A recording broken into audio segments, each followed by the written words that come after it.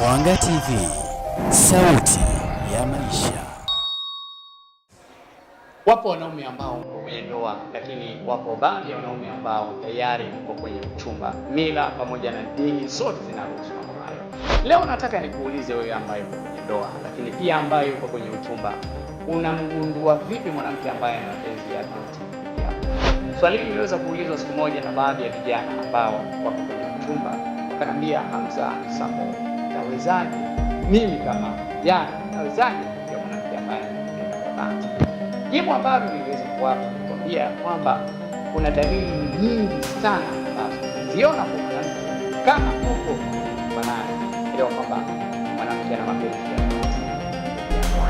Leo mimi na wewe tunajadili dalili 4 ambazo ziona dalili hii kwa mwanamke, elewa kwamba mwanamke anakupenda mapenzi ya dhati. Amani ya Mungu iwe nawe popote ulipo. Jina langu ni Hamza Sambo, karibu sana. Dalili ya kwanza ni heshima. Mwanamke yeyote ambaye anakupenda kwa dhati huwa analinda heshima yako na mamlaka yako dhidi yake.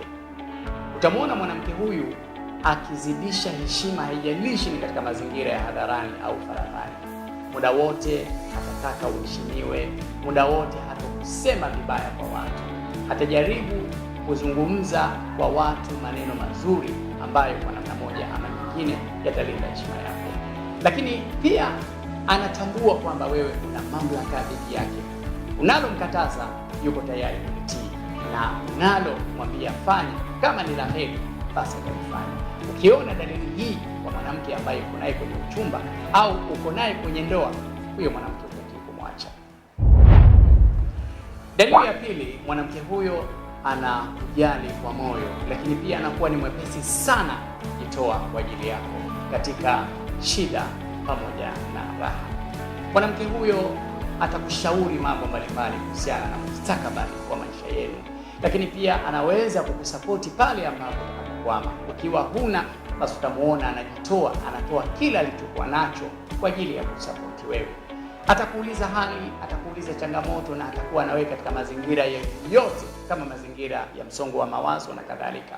Ukiona mwanamke huyu kama ni mchumba wako, weka lengo la kumuoa, lakini kama uko naye kwenye ndoa, lazima uelewe kwamba unaye mwanamke wa kweli ambaye lazima kumshikilie kwa mikono miwili.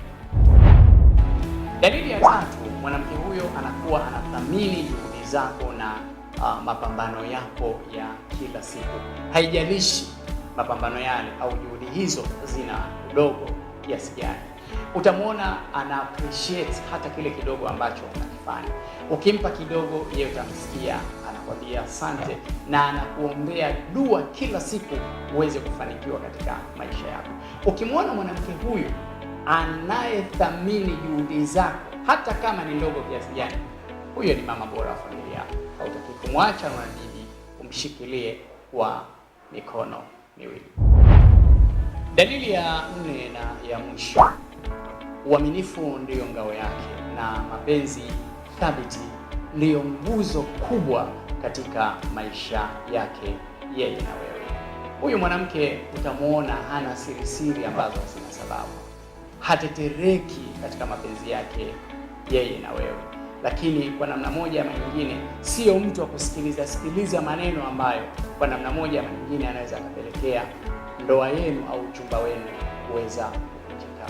Ukimwona mwanamke wa aina hii, elewa kwamba kuna mwanamke ambaye inabidi mshikilie vilivyo kabisa, na uamini ya kwamba ndiye atakayekuwa pamoja katika maisha yenu.